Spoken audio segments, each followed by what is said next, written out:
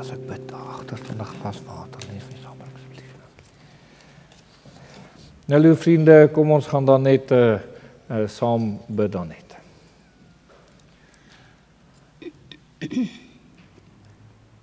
Ons dierbare Here, baie dankie vir die wonderlike liefde en die genade en die goedheid. Dankie dat U getrou is. En dankie dat ons altyd op U kan steun. U wat vir ons voorsien en U wat onderneem. En dankie dat U in hierdie week ook vir ons deurgedra het, vir ons behoed en bewaar het, en dat ons U ook kan vertrou om in hierdie week wat voorlê, met ons ook so te wees en vir ons te help, en dat U ook verheerlik sal word. Here, baie dankie dat U vir ons dan ook die groot geneesheer is en bly. U het nie verander nie. En daarom kan ons op U kom steun, en ons steun ook so vir elkeen wat nie wel is nie, dat U ook mag aanraak.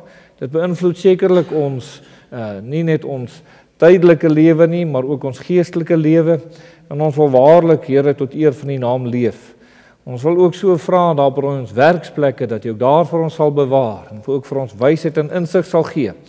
En hierdie vakansietyd vir elke kind bewaar, Here, en ook naby aan U trek, en besonderlik daar by die konferensie ook, en ons bring aan U die eer. Amen. Nou, lieve vriende, kom ons gaan daai lied saam sing, soos wat hy daar op die bord dan ook is. Dan gaan ons dit tot eer van die Here saam sing. Ek wat vergifnis hier ontvang het, kom ons sing dit saam, soos wat dit daar is dan.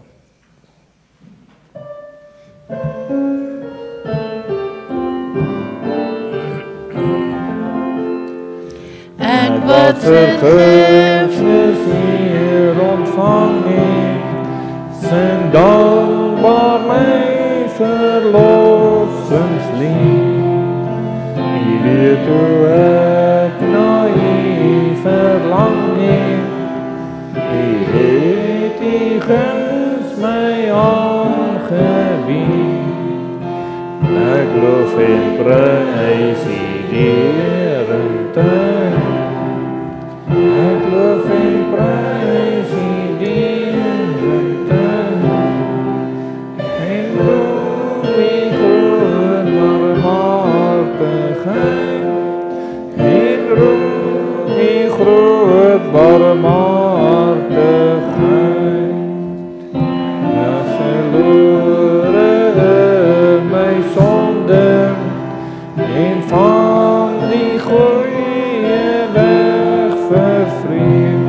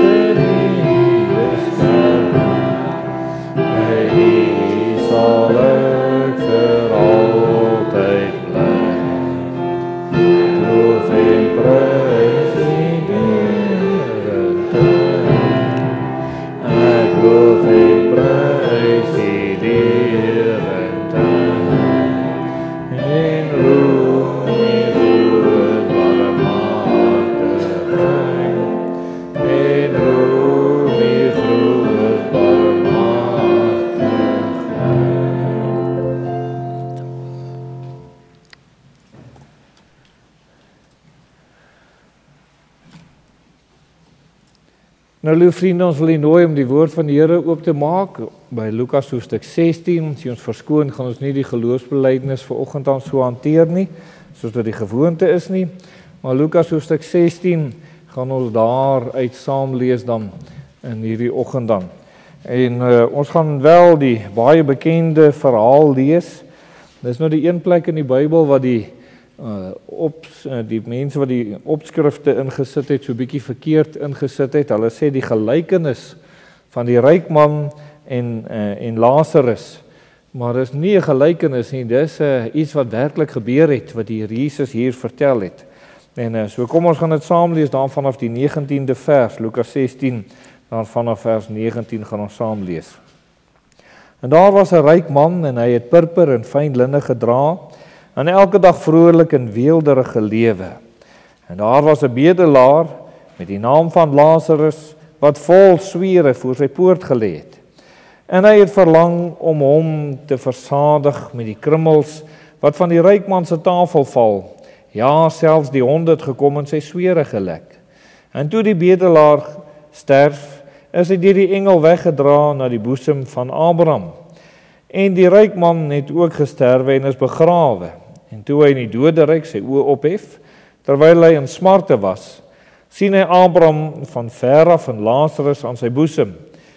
En hy roep en sê, Vader Abraham, wees my barmhartig en stuur Lazarus, dat hy die punt van sy vinger in water kan insteek en my tong verkoel, want ek ly smarte in hierdie vlam. Maar Abraham antwoord, kind, onthou dat jy die goeie dinge in jou lewe ontvang het en so ook Lazarus die slegte. Nou word hy getroos, maar jy ly smarte. En by dit alles is daar tussen ons en julle groot kloof gevestig, so dat die wat hiervandaan wil oorgaan na julle nie kan nie, en die wat daar is nie na ons kan oorkom nie. En hy sê, ek bid u dan Vader, om hom na my vader se huis te stuur, want ek het 5 broers, om hulle dringend te waarsku, sodat hulle nie ook in hierdie plek van pyniging kom nie. Toe sê Abraham vir hom, hulle het Moses en die profete, laat hulle na die luister. Maar hy antwoord, nee Vader Abraham, maar as iemand uit die dode na hulle gaan, sal hulle bekeer. Maar hy sê vir hom, as hulle na Moses en die profete nie luister nie, sal hulle nie oortuig word nie, al sou iemand ook uit die dode opstaan. Net tot daar uit die wonderlike woord, en dan mag die Here dit ook so seën. Kom ons bid dan net saam. Ons dierbare Here Jesus, baie dankie dat ons die woord kon open en dankie dat ons daaruit kon lees. En nou is ons voor U in hierdie oomblikke en U ken ons elkeen se gemoed, U ken ons elkeen se hart, Here. En daar is van ons hier, Here, wat sekerlik U baie nodig het. Dalk in hierdie oggend voel ons het U meer nodig as iemand anders en daarom het ons die verlange in ons hart om met U te ontmoet. Here, dankie dat die belofte in die woord vasbly, as ons U soek, sal ons U vind. En dankie vir elkeen wat opgekom het om U te soek, Here, en wil U nie deur die wonderlike woord in elke hart kom spreek, en dat U verheerlik sal word, en ons bring aan U die lof en die eer. Ons bid vir ons kerk, ons bid vir die kweekskool, ons wil saam bid vir Lofdal-konferensie, dat U dit daar ook mag seën, Here, en wil U nie ook so besonderlik dan wees, met elkeen wat siek is, elkeen wat in moeilike omstandighede en situasies hulle bevind, elkeen wat met uitdagings in hierdie week wat voor hulle lê en dit lyk op hierdie oomblik dalk te groot, Here, dat U sal kom help en leiding gee. En dankie dat ons op U kan vertrou daarvoor en dat U groot en heerlike werk kom doen. Kom ontmoet dan vir ons, Here, seën vir ons die res van hierdie week ook en dat U verheerlik sal word. Amen.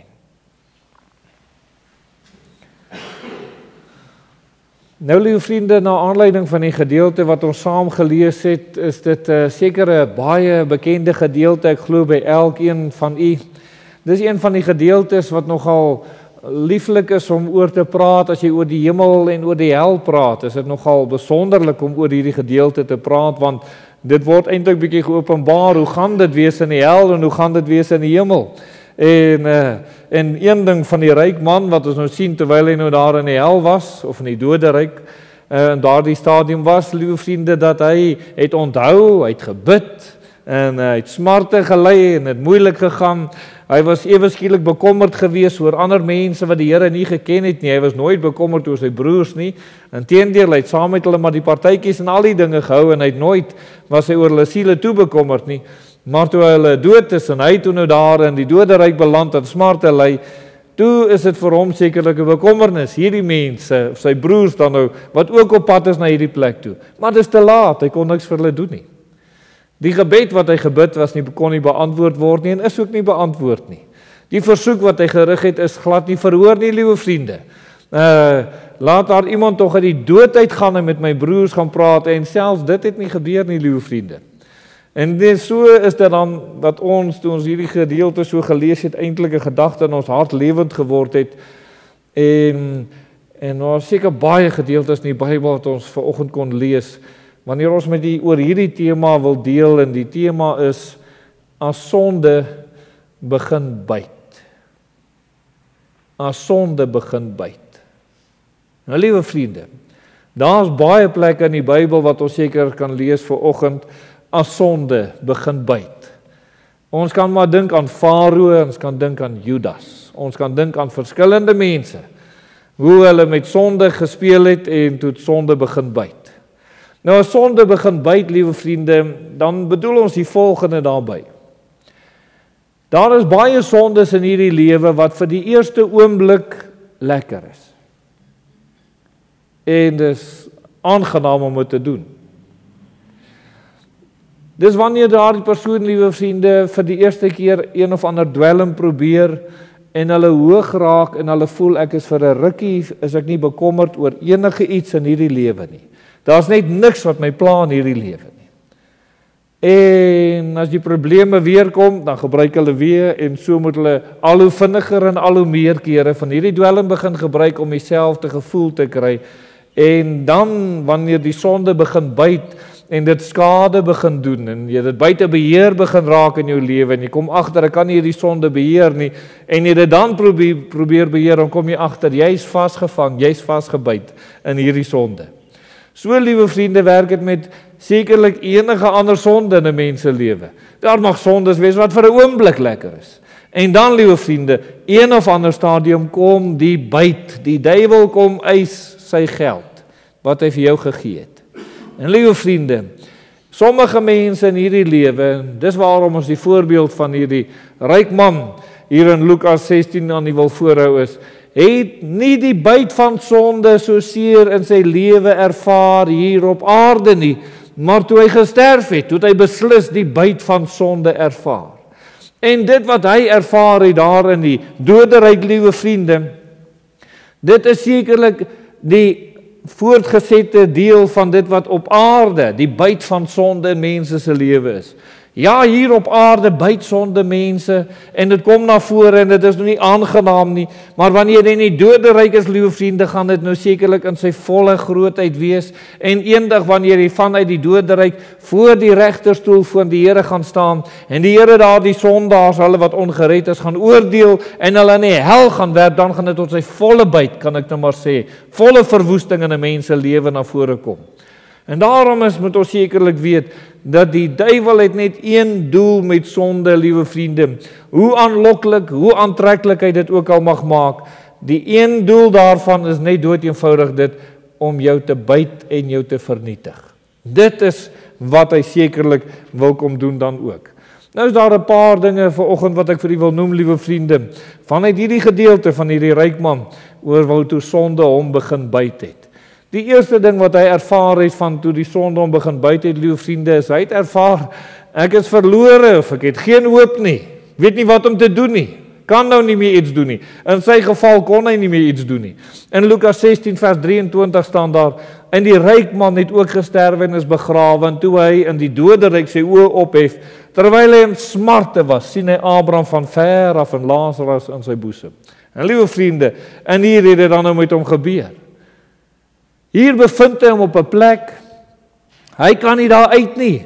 Dis onmoontlik om daar uit die doderyk uit te kom.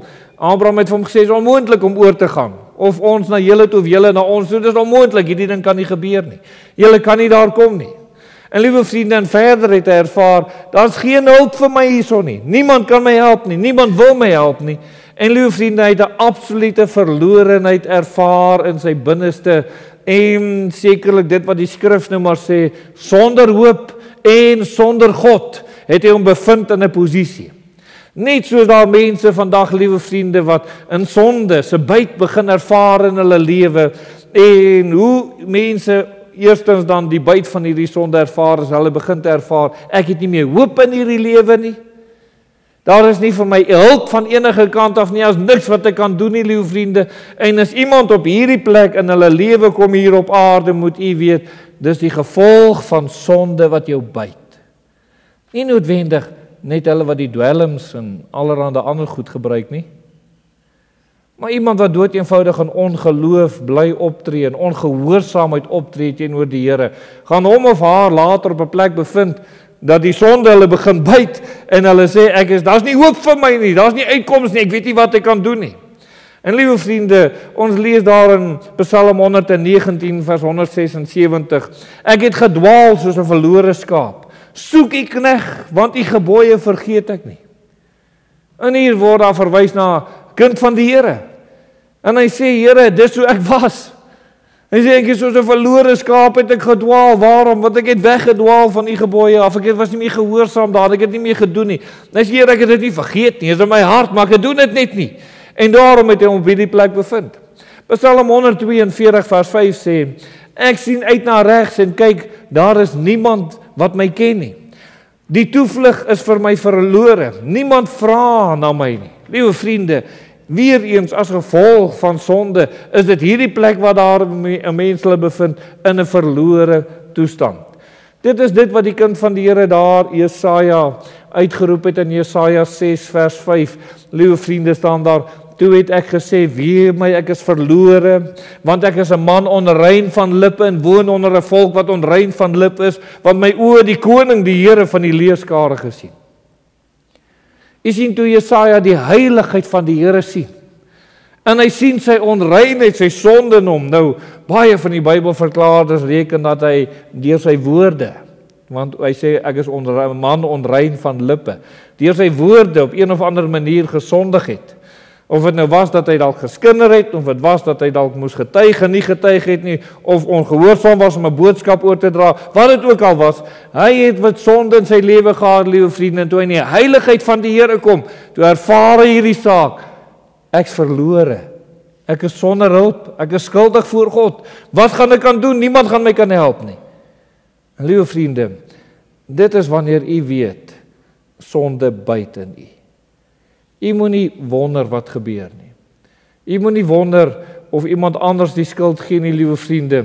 As jy op hierdie plek kom in u lewe, wat jy sê, jong, ek het geen hoop en verlore, gaan niemand gee om nie, en ek wil nou nie sê hoe val in nie, selfbejammeringstoestand in nie, maar wanneer 'n mens hier begin kom, moet ek agterkom eintlik, Here, een of ander sonde het in my lewe, en gewoonlik gaan ons weet wat dit is, hierdie sonde het in my lewe ingekom, en dis hoekom hierdie byt nou hier is.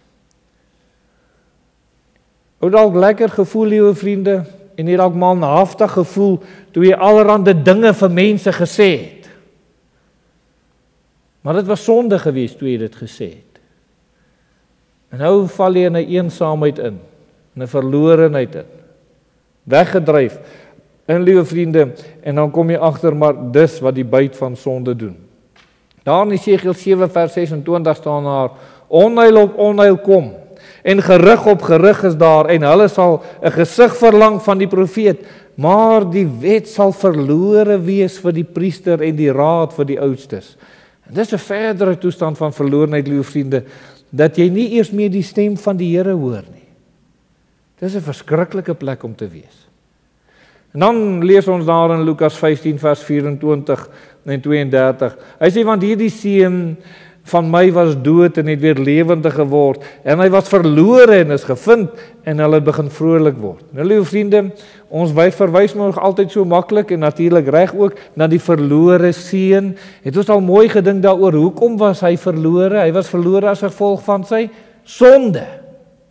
Oor hy direk oortree het, oor hy direk skuldig was teen die Here. En toe het hy daarom kon hy terugkom, en hier is nou die wonderlike saak, liewe vriende. As u vandag op 'n plek is, en u sê, Here, ek voel so, ek verloor, ek voel al hoe lank so, dis waar ek sit. Weet jy wat, liewe vriende, die Here weet van die verlorenheid. En as jy soos die verlore seun daar so agterkom, dis die rede waarom ek verloor is. Ek sit hier agter hierdie vark, ek sit op 'n plek wat ek nie moet wees nie. En ek moet met die Here regmaak, en hy maak met die Here reg. Weet jy wat doen die Here? Hy maak weer lewend.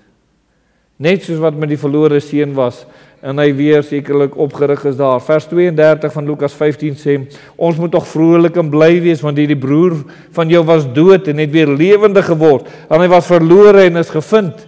En mag dit so wees, liewe vriende, dat elkeen van ons as kinders van die Here saam bly sal wees met hulle wat weer lewendig word. Die tweede wat ek vir u wil noem, liewe vriende, oor wat hierdie man ervaar het oor die byt van sonde, en weer eens in sy geval het hy dit te laat ervaar. En ek wil dit dalk net weer beklemtoon. Elkeen wat in hierdie lewe sondige lewe, en jy dink ek kom nou niks oor my sondige lewe nie. Ek gaan net so goed aan my sondige lewe. Nou is ek 'n mens op aarde, want hulle maak soveel geld op verkeerde maniere, en al hierdie lewe wat hulle lewe, en dit lyk of hulle net lekker lewe, liewe vriende, maar daar gaan 'n dag kom wat mense gaan sterf, net hierdie ryk man, hulle gaan sterf. Nooit aan God gedink nie, nooit aan die Here gesteer nie, net vir die aardse dinge gelewe, en hulle gaan sterf, en hulle gaan dan 'n byt van sonde in hulle lewe ervaar, maar dan is dit te laat. En dan is daar weer mense in hierdie lewe. En ek moet sê, jy moet eerder die Here dank dat jy in hierdie lewe die byt van sonde ervaar, sodat jy jou na Christus toe kan dryf. En dis die tweede ding wat daar was, liewe vriende, en dit is die smart wat hy gehad het. Lukas 16 vers 23 staan daar, en die ryk man het ook gesterwe en is begrawe. En toe hy in die doderyk sy oë ophef, terwyl hy in smarte was, sien hy Abraham van ver af en Lazarus aan sy boesem. En liewe vriende, nou is dit nou een ding, hy was in smarte gewees, sê vers 23, so die Here verklaar, hierdie man was in smarte. Maar wat het hy ervaar? En dit sê vers 24 vir ons.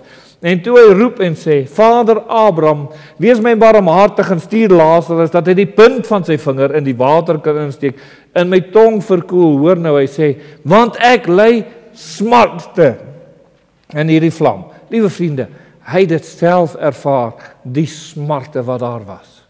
Die volk Israel, liewe vriende, was ook nie in die regte verhouding met die Here nie, en hulle het smarte gely en God het geweet daarvan. Eksodus 3 vers 7 sê, en die Here sê, ek het duidelik gesien die ellende van my volk wat in Egipte is, en ek het hulle jammerklagte hoor oor hulle drywers gehoor, ja, ek ken hulle smarte. Jy weet, en ons moet nou nie wonder nie. Die rede waarom die Here ons as mens aanmoedig en vermaan, wees heilig, is juis omdat die Here weet dat sonde en onheiligheid bewerk smarte in jou lewe. En die Here wil nie hê dat dit daar moet wees nie, liewe vriende. Weet Psalm 16 vers 4 sê, die smarte van hulle wat 'n ander God met gawes vereer sal menigvuldig wees. Ek sal hulle drankoffers van bloed nie uitgiet en hulle name op my lippe nie neem nie. Nou, liewe vriende, enige iemand wat met 'n afgod op watter manier ook al besig is, jy moet weet die smarte daarvan sal kom oor 'n mens se lewe. In Psalm 32 vers 10 staan daar, die goddelose het baie smarte, maar hy wat op die Here vertrou, met goedertier sal hy hom ombring. Klaagliedere 2 vers 23 sê, want al sy dade smarte en sy bemoeienis is verdriet, selfs 's nags rus sy hart nie, dit is dan ook te vergeefs. Liewe vriende, dis wat smarte sekerlik aan 'n mens kom doen. In 1 Timoteus 6 vers 10 lees ons, want die geldgierigheid is die wortel van alle ewels, en omdat sommige dit begeer, het hulle afgedwaal van die geloof en hulle self met baie smarte deurboor. En liewe vriende, hier is sekerlik wat die woord van die Here dit baie duidelik maak. Enige mens wat met sonde besig is in sy lewe, jy gaan jou op een of ander stadium gaan sonde jou byt. Die smarte van sonde sal jou byt. Dis nie of nie, dis net wanneer. Maar dit gaan kom. En of jy nou ongered is, of jy kind van die Here is, dis dieselfde reël. Daarom vra die Here en eis die Here dit, wees heilig. Weet jy, daarom staan daar in Handelinge 2 vers 24 staan daar hierdie woorde, hom het God opgewek, nadat hy die smarte van die dood ontbind het, omdat dit onmoontlik was dat hy daardeur vasgehou sou word. Liewe vriende, die Here kan hierdie smarte wat daar is in die lewe ontbind. Hy kan dit tot niet maak. Die Here kan dit kom verander. Hier is die wonderlikheid van die woord van die Here. Ja, sonde bring baie smarte in ons lewe. En ek wil nou net eers dit sê, kom ons sê net eers dit. Daar's mense, wanneer hulle met smarte in hulle lewe te doen kry, dan beskuldig of hulle die Here of hulle kla God aan. Sê, hoe waar is 'n God van liefde, en so meer. Maar liewe vriende, die smarte in hulle lewe het niks met die Here te doen nie. En dit het te doen met hulle eie keuse. Jy het gekies om die Here te verlaat. Jy het gekies om ongehoorsaam te wees, om ongelowig te wees. Jy het gekies om die Here nie te vertrou nie. Jy het gekies om 'n sondige daad te doen. Jy het gekies om dit te doen. Die Here het gesê moenie, maar jy het gekies om dit te doen. En dit bring smarte oor jou lewe. Sekerlik is daar ook gevalle, liewe vriende, waar u of ek dalk nou nie kies om sonde te doen nie, maar 'n ander ou kies om sonde te doen en dit raak ons lewe. As iemand by jou inbreek en steel, liewe vriende, dit is sy keuse. Dit is nou nie dat jy dit so seer vir hom gesê het om dit te doen nie, maar dit raak ons lewe. Nou kom ons los die ander mense vir 'n oomblik net vandag uit. En ons soek in ons eie harte en sê, Here, is die smarte wat ek deurgaan, is dit as gevolg van my sonde? Selfs wanneer ek siek word, liewe vriende, is dit 'n vraag wat ek vir die Here moet vra. Here, bedroef ek U? Het ek U bedroef? Dat U my op hierdie plek bring. Want dit is mos nou 'n tyd om bietjie die Here te soek. 'n Bietjie tyd om aan baie dinge te dink. Vra maar vir almal wat nou 'n bietjie lank aan 'n hospitaalbed gelê het. Jy dink aan baie dinge. En liewe vriende, en dan is dit 'n tyd wat ek voor die Here moet kom buig. Maar die smarte daarvan is baie.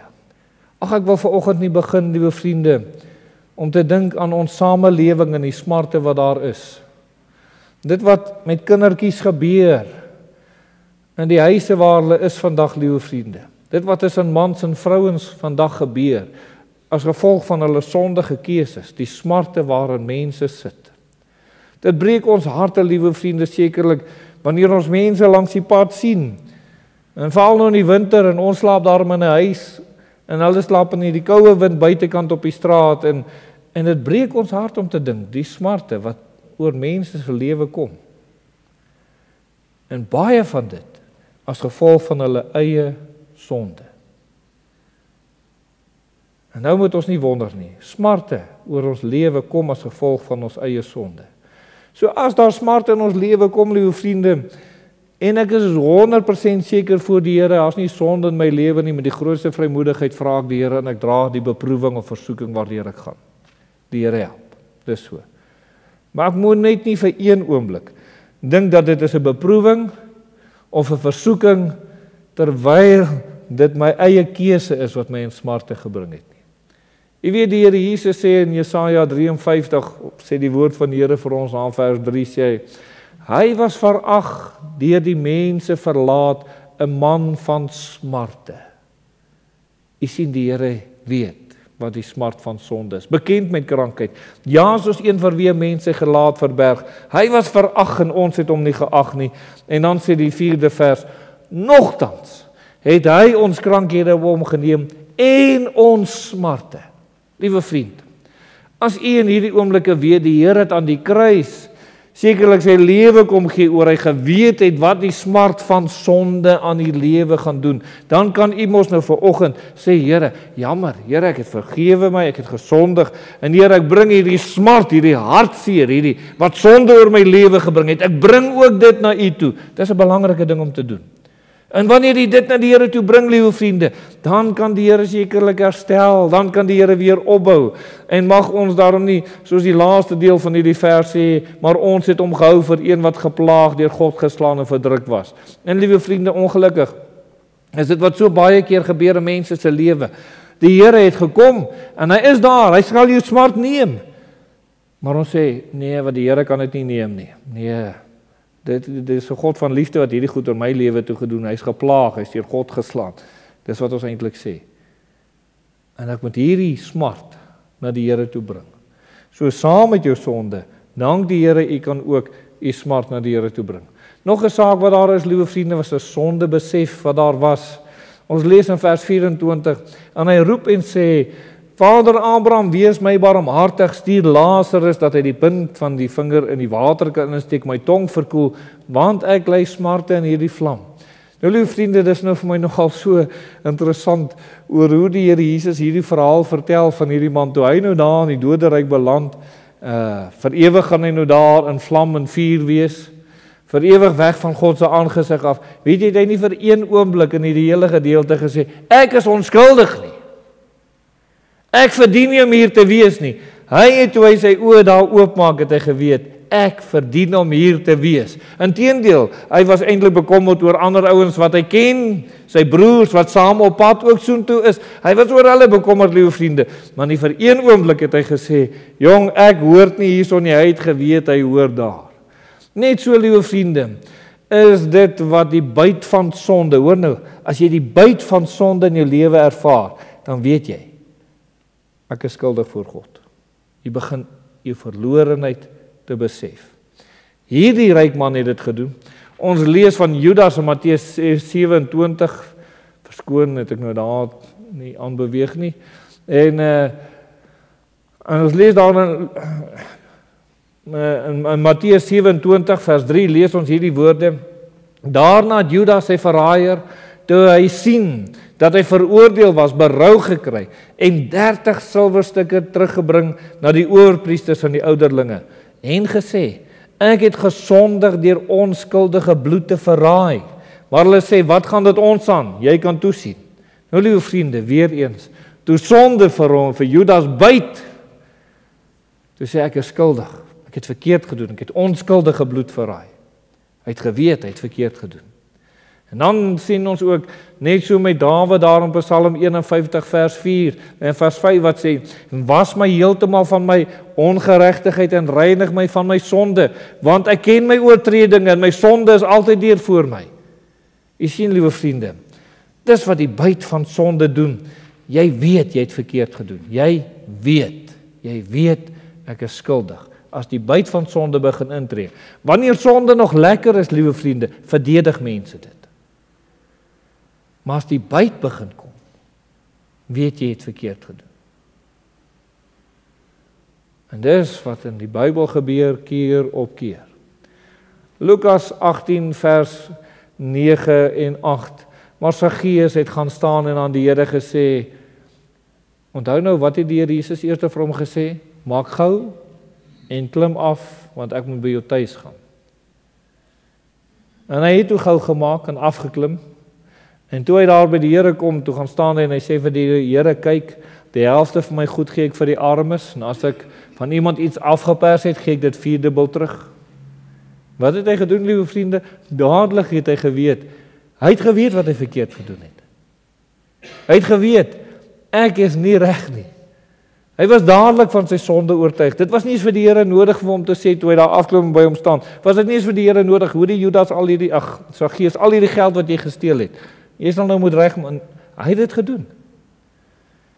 Jy sien, liewe vriende, nou sê vers 9, toe sê Jesus aan hom, vandag het daar redding vir hierdie huis gekom, aangesien hierdie man ook 'n seun van Abraham is. En liewe vriende, hoe wonderlik is dit nie, dat die Here sê, wanneer daar die oortuiging kom, dat daar 'n belydenis kan wees, en dat hy genadig is, en dat hy vergewe, en dat die Here dit vir ons doen. Spreuke 28 vers 13 sê, hy wat sy oortredinge bedek, sal nie voorspoedig wees nie, maar hy wat dit bely laat staan, sal barmhartigheid vind. Liewe vriende, dit moet sekerlik in 'n mens se lewe gebeur. Ek moet verwyder word. Ag, hierdie sonde moet sekerlik 'n oortuiging bring. Ek weet ek gaan verkeerd wees. As sonde u gebyt het, sal u weet. U is verkeerd. En mag jy bely. Hoor nou, die uitweg is nie Judas se uitweg nie. Die uitweg is nie om jou eie lewe te gaan neem. Die uitweg is nie om ander te gaan probeer te beskuldig of aan 'n hoopie te gaan sit nie. Die uitweg is, vlug na Jesus toe. Hy is genadig, barmhartig, en hy vergeef menigvuldiglik. En hy verlos en hy maak vry. Hy neem selfs die smarte weg. Dis die wonderlikheid wat die Here kom doen as sonde jou begin byt. Dan, liewe vriende, die laaste wat ons vir u wil noem, is daar is 'n verwydering wat sekerlik plaasvind. Nou wat die ryk man betref, liewe vriende, hy was heeltemal verwyder. En nou nie die teksversie ingesit nie, maar hy is heeltemal verwyder gewees. Hy was in die doderyk en Lazarus was daar in die paradys gewees. En daar's nie manier dat hulle ooit weer so by mekaar kan kom. Daar's nie manier dat die ryk man ooit in die paradys sou kom nie. Hy was verwyder van God, vir ewig en vir altyd, liewe vriende, en vir ewig en vir altyd sal hy in die smarte dan ook wees. In Numeri 16 vers 26 lees ons, daarop het die vergadering toegespreek en gesê, verwyder julle tog van die tent van hierdie goddelose manne en raak nie aan iets wat aan hulle behoort nie, dat julle nie weens al hulle sondes omkom nie. Jy sien, liewe vriende, as jy by sonde wil bly en in sondigheid wil bly, verwyder jy jou eintlik van God af. Jy verwyder jou eintlik van God se seën af. Jy verwyder, niemand anders nie, jy verwyder jou van die seëninge van God oor jou lewe. Jy verwyder jou daarvan. Jy kies om daar te wees. Net soos in hierdie geval het die mense keuse gehad, of jy bly by hierdie goddelose se tente, of jy kom weg. Jy kies. Maar van iets gaan jy verwyder word. In Josua 24 lees ons daar van vers 14 en vers 23, vrees dan nou die Here en dien hom in opregtheid en waarheid en verwyder die gode wat julle vaders gedien het oorkant die Efrat in Egipte en dien die Here. Verwyder dan nou die vreemde gode wat onder julle is en neig julle hart tot die Here, die God van Israel. U sien, daar sal 'n verwydering moet wees of van die Here af of van die afgode, van die sonde af. Maar keuse sal daar gemaak moet word.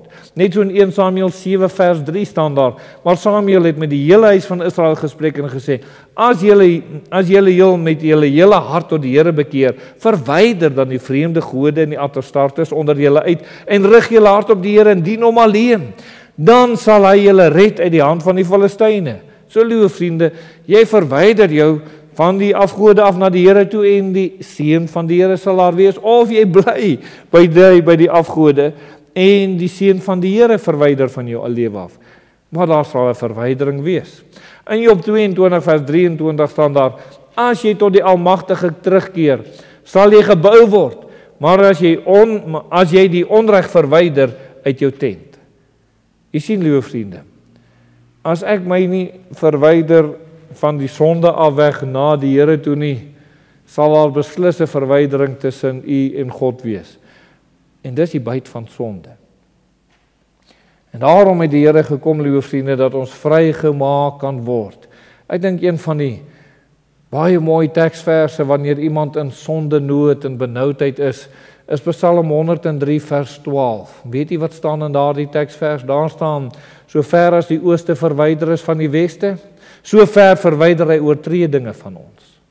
En dan sê Psalm 119 vers 29, verwyder van my die weg van leuns en verleer my genadiglik u wet.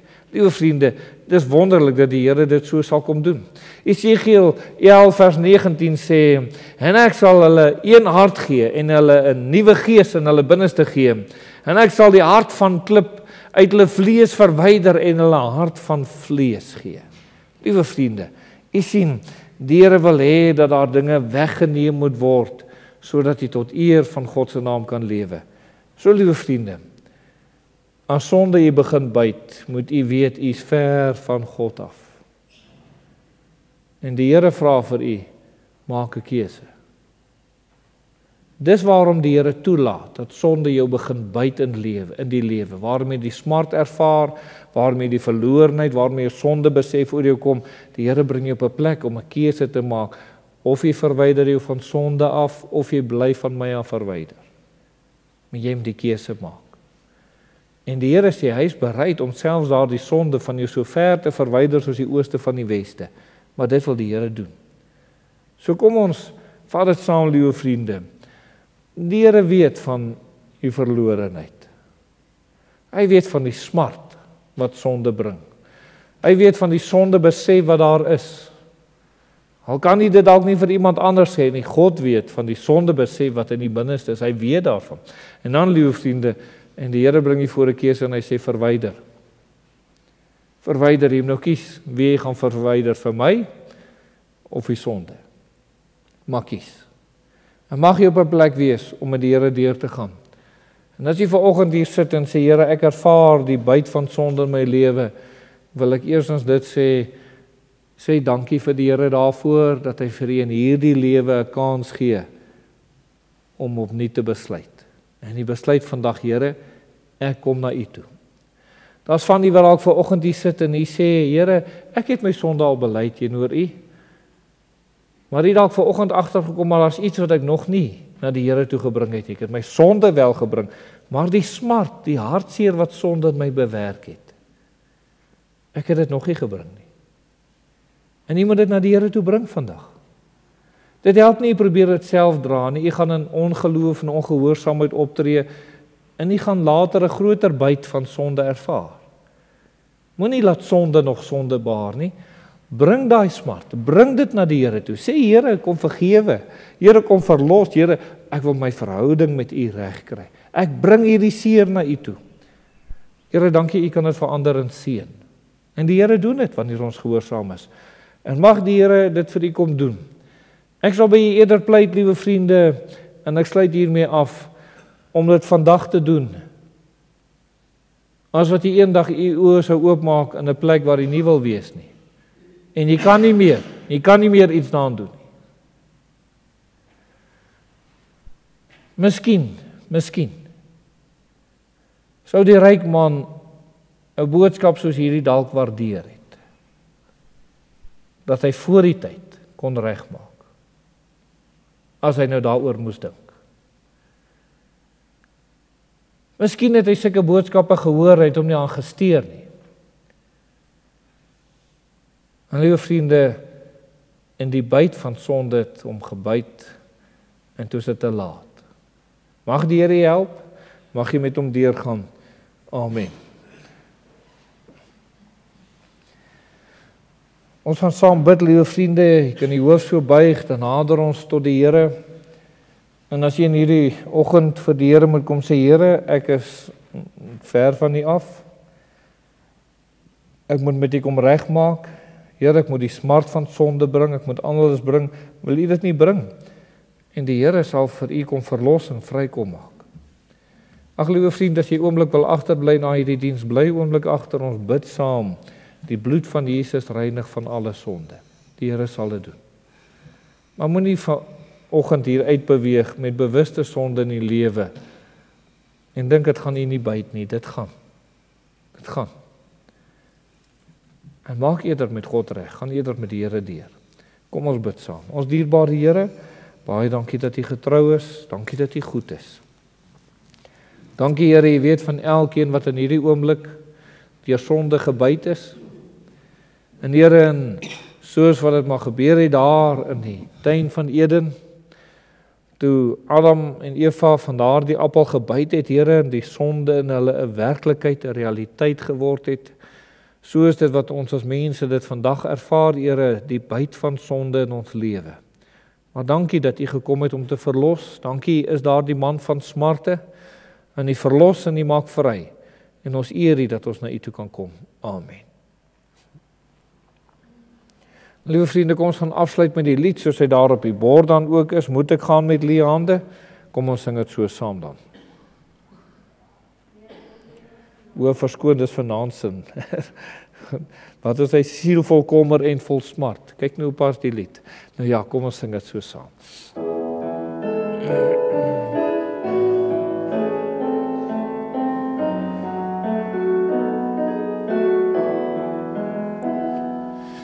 Siel vol kommer en vol smart, by die kruise sein,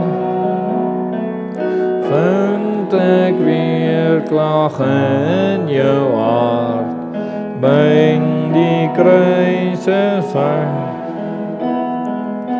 Ons is ons jou lief.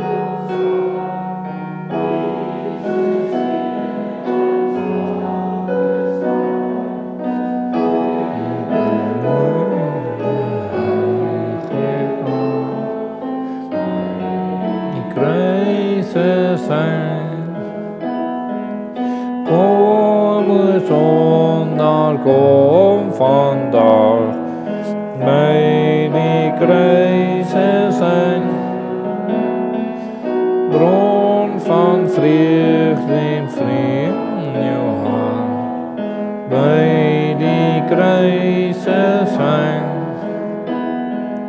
bron van vreugde en vrede sein, vol genade, ryk en vry, steeds vermoeide digterby, by die kruise sein. Ontvang die seën van die Here, gaan in vrede. Die genade van ons Here Jesus Christus, die liefde van God, die dieropsoekende gemeenskap van die Heilige Gees, wees en bly met u elkeen. Amen.